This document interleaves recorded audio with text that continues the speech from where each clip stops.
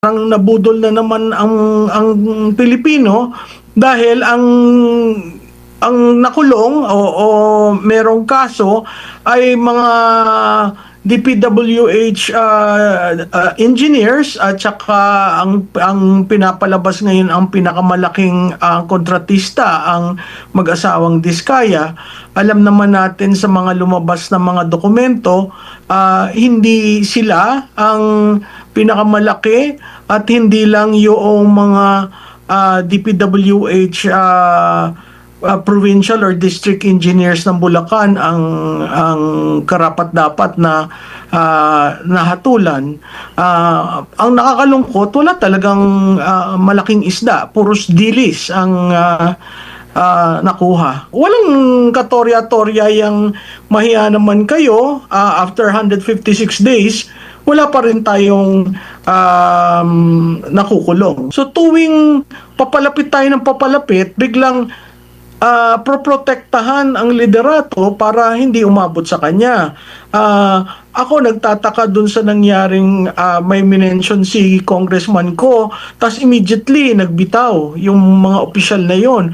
Bakit hindi pinatawag? Bakit hindi tinanong? Both ang mismong Pangulo at ang communications office po ng Presidente ang nagsabi po na merong makukulong, merong mapapanagot bago magpasko, may magpapasko sa kulungan. Ano po yung ini-expect nyo during that time? At na-meet ba yung expectation kung sino talaga yung makukulong?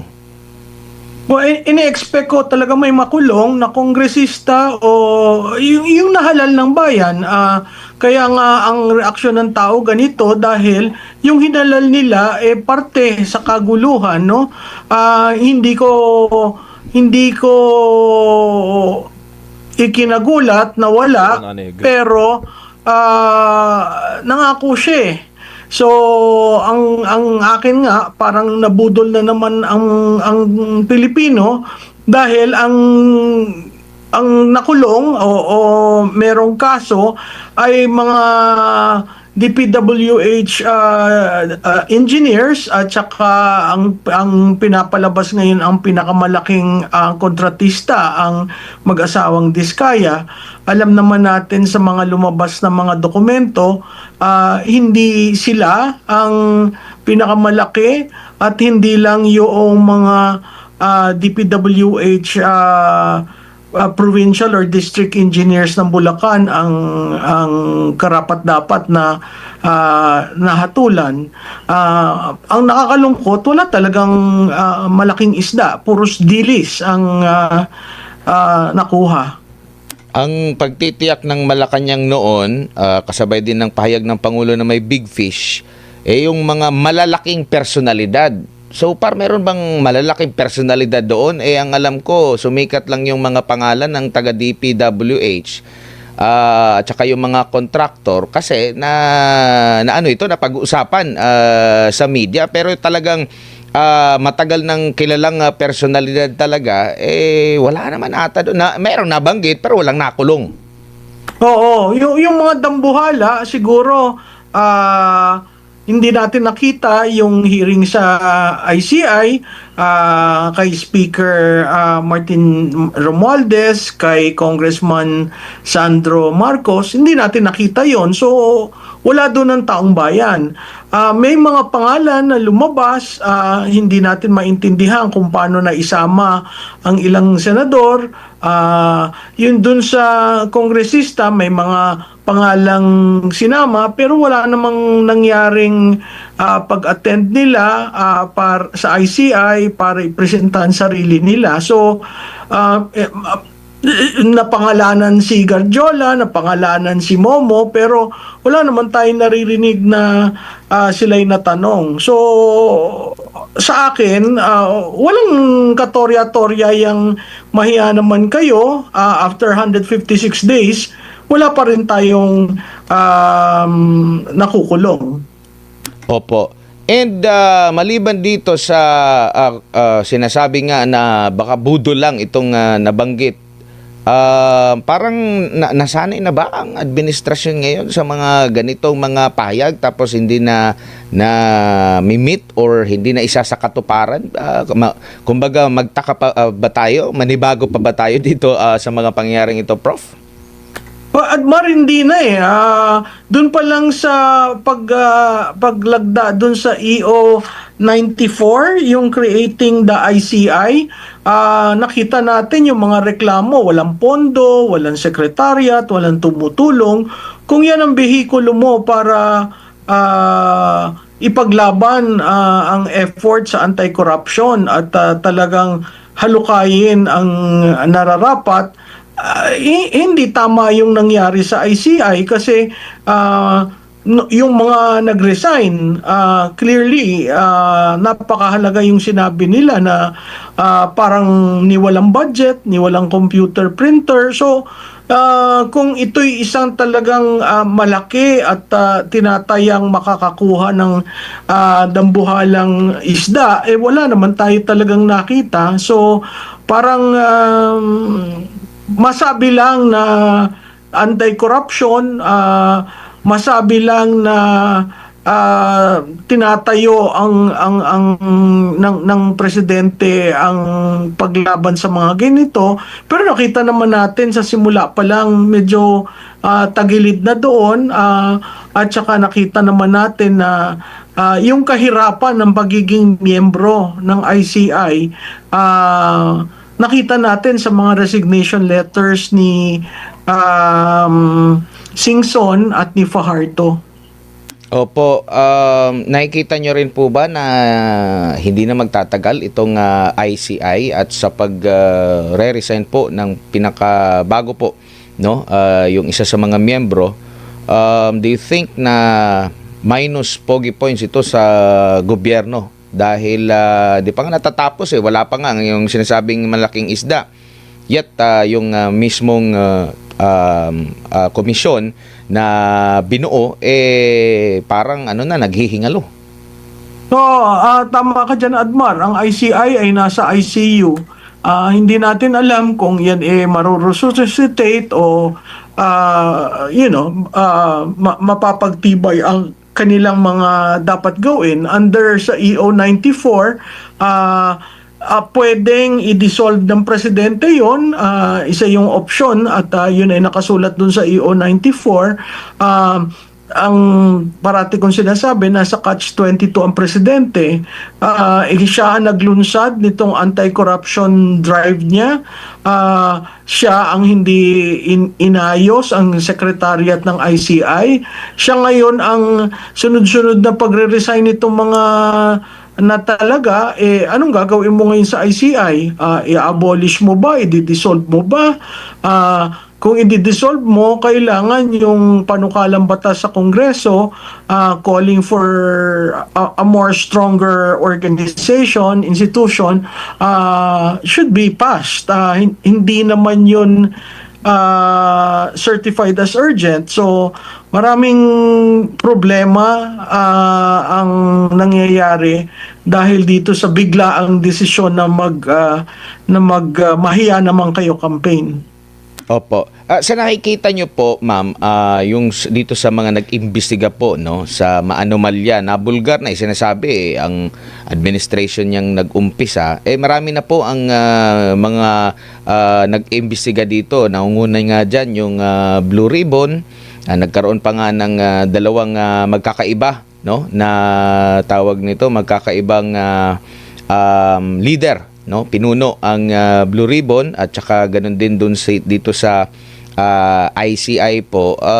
Do you think nakakuha ba ng magandang resulta or alin ba dito sa mga organisasyon na ito ang maaaring masabi natin na may magandang output po, no, ma'am?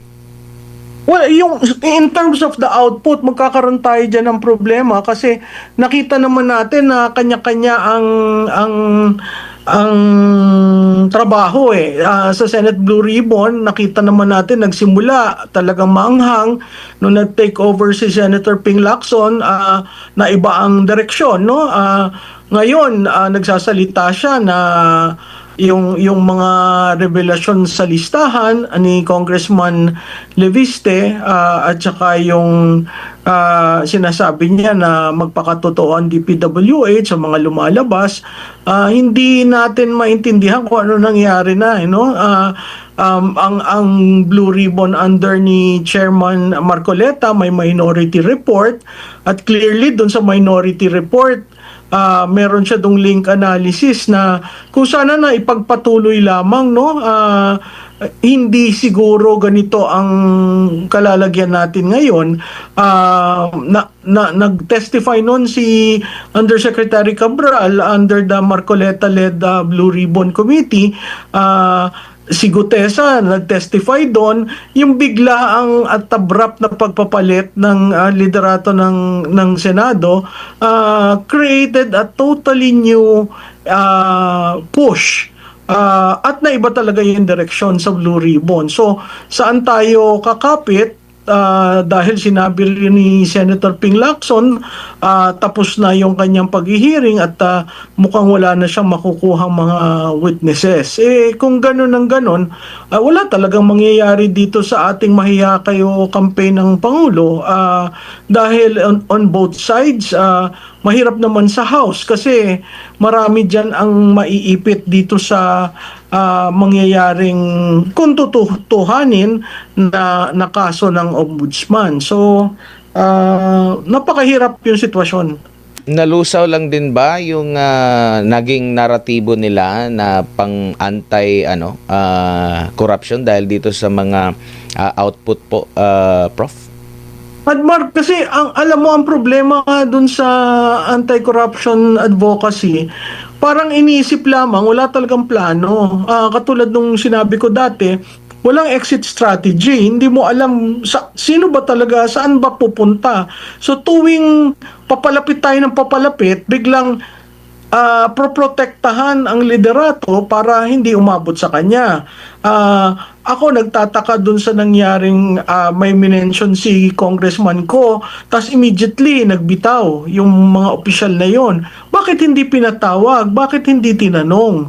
Bakit nandyan lang pero hindi na sila tinatawag? So, biro mo yun ay DBM Secretary, ang DPWH Secretary, ang ES. Di ba napakahalagang malaman ng taong bayan ano ba talaga nangyari? Kasi hindi maliit hindi sentimo hindi sinsilyo yung nawawala.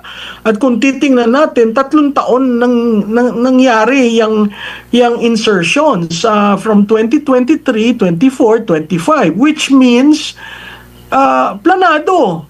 At as early as pagkaupo, may ganun ng programa. Kasi kung walang ganung programa, hindi lalaki yung insertions at magpapatuloy.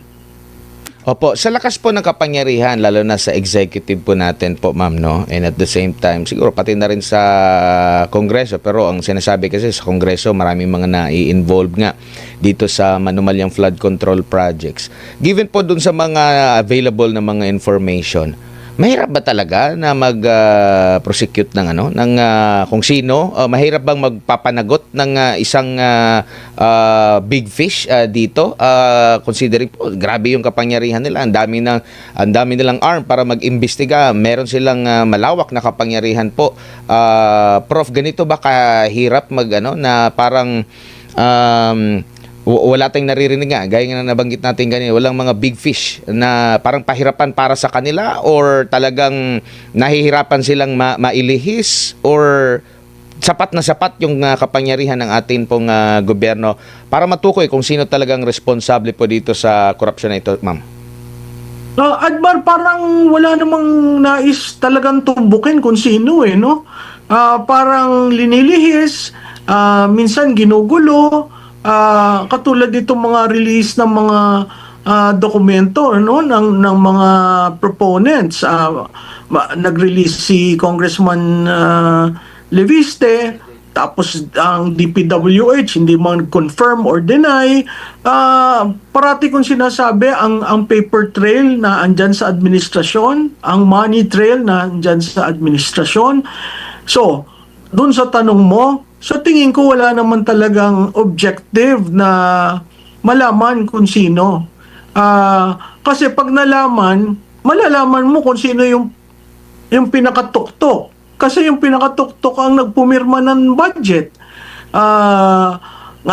Katulad ngayon, ang PR wala siyang Christmas break dahil pag-aaralan. Pag-aaralan mo, babalik ang Kongreso ng 29 para mag-decide kung hindi mag-agree. We're probably entering a period where yung dating budget ang gagamitin hanggat mag-agree, no? Ano ang hindi pinag-aagrihan? Yung insertions uli. Ngayon, ang unprogrammed fund, ang pangalan na standby fund. So, malinis ba yung nangyari? Sa tingin ko, mas marami tayong hindi boboto dun sa kinalabsan ng bicameral.